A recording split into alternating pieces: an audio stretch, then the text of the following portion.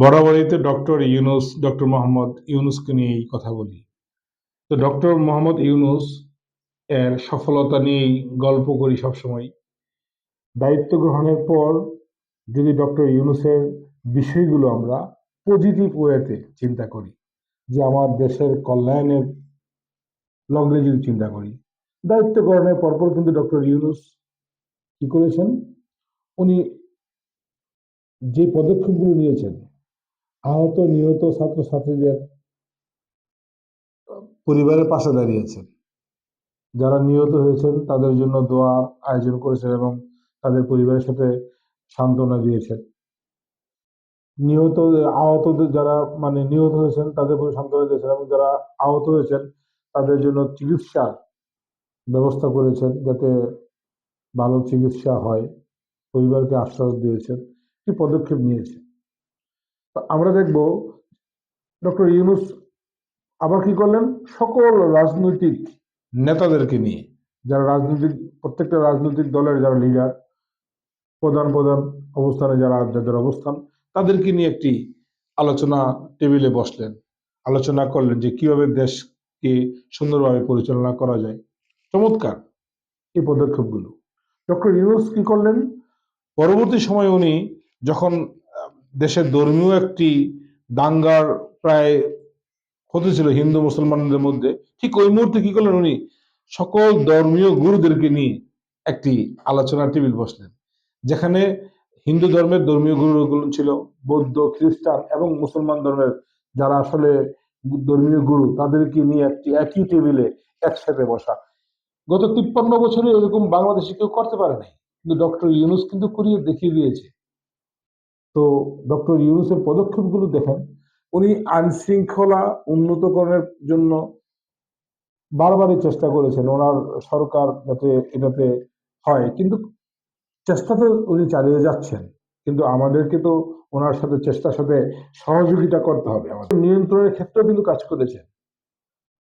এই আমরা দেখব উনি ঠিক শীতের শেষ লগ্নে কিন্তু উনি দ্রব্যমূল্যের আহ এবং সিন্ডিকেট ভাঙার জন্য কিন্তু উনি চেষ্টা করেছেন, আমরা দেখেছি। এবং উনি এই পুরো রমজান মাস জুড়ে পুরো রমজান মাস জুড়ে কিন্তু উনি চেষ্টা করেছেন।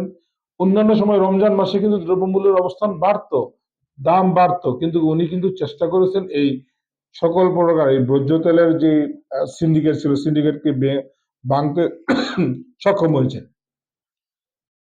উনি কিন্তু যত প্রকার বিশৃঙ্খলা এড়ানোর জন্য বিভিন্ন সংস্থায় কিন্তু ধাপে ধাপে উনি সরকার গ্রহণ করার পর বিভিন্ন দাবি দেওয়া যেন অনেক বেশি হয়ে গেছে বাংলাদেশে। কখনো ওই তিন রাস্তার মোড়ে, কখনো শাহবাগের মোড়ে, কখনো সংসদের সামনে, বিভিন্ন জায়গায় ঢাকা দাবি দেওয়া আছেই, কখনো প্রেস ক্লাবের সামনে দাবি দেওয়া আছেই। এই সকল বিষয়গুলো কিন্তু উনি ওনার কৌশলগত পদক্ষেপের মাধ্যমে কিন্তু উনি নিয়ন্ত্রণ করেছেন বা ওনাদেরকে আশ্বাস দিয়েছেন, চেষ্টা করেছেন। বিপ্লবের প্রতি বিপ্লব শুরু হতে যাচ্ছিল, কিন্তু ওটাও উনি নিয়ন্ত্রণ করছেন এবং আইন শৃঙ্খলা বাহিনীদেরকে নিয়ে উনি সবকিছু একটা পদক্ষেপ, সুন্দর একটি পরিকল্পনা মাফিক উনি কিন্তু এগিয়ে যাচ্ছেন। আমরা কিন্তু ওনাকে সহযোগিতা করতে পারি। উনি নারীদেরকে নিয়ে একটি আলোচনা টেবিল, একটি সম্মেলন করলেন, এখানে নারীদেরকেও ইনি উৎসাহ উদ্দীপনা দিলেন যে কিভাবে একটি সুন্দর দেশ গঠনে নারীদেরও কন্ট্রিবিউশন প্রয়োজন, উনি করলেন। পরবর্তীতে উনি আবারও সকল রাজনৈতিক নেতাদেরকে নিয়ে, যারা প্রত্যেকটা রাজনৈতিক শীর্ষ অবস্থান নেতা আছে, এদেরকে নিয়ে উনি কিভাবে দেশে সংস্কার করা যায় এই সংস্কার বৈঠক করলেন এবং উনি এটা নিয়ে উদ্ধৃত দিলেন, বললেন যে কিভাবে আমরা সংস্কার করতে পারি। এবং উনি বললেন যে কোন দল কি কি সংস্কার করতে চায়, দেশের কল্যাণে কোন কোন দল কিছু তারা লিখিত আকার দিবে, উনি এটা নোট ডাউন করে রাখবে এবং এটা ওয়েবসাইটে থাকবে। খুব চমৎকার মননশীল চিন্তা শক্তি দিয়ে এটাকে দাঁড় করিয়েছেন। একটু যদি চিন্তা করি ডক্টর ইউনূস আমাদের বাংলাদেশকে কি দিতে চাচ্ছেন, আমরা ডক্টর ইউনূসের এইসব পদক্ষেপগুলোর পাশাপাশি যদি আমরা একটু আন্তর্জাতিক বিষয়ের প্রতি খেয়াল রাখি, উনি আন্তর্জাতিক বিষয়ে কিন্তু অনেক পদক্ষেপ নিয়েছেন, অনেক অনেক অনেক পদক্ষেপ নিয়েছেন। তো আন্তর্জাতিক বিষয়গুলো আমরা জানি যে উনি আন্তর্জাতিক বিষয়ে কি কি পদক্ষেপ নিয়েছেন। ইতিমধ্যে উনি আন্তর্জাতিক বিষয়গুলো নিয়ে যদি একটু চিন্তা করি আমরা, উনি কিন্তু জাতিসংঘের মহাসচিবকে বাই ফোনে বাংলাদেশে নিয়ে আসলেন, বাংলাদেশের অবস্থান দেখাইলেন, বাংলাদেশের বর্তমান মানে জুলাই আগস্টের বিপ্লবের পরবর্তী সময়ে বাংলাদেশের অবস্থানটা কি, জাতিসংঘের কাছে বাংলাদেশ সম্পর্কে কি ধরনের নিউজ দিয়েছিল, আর উনি বাস্তবে এসে সরাসরি দেখে গেলেন।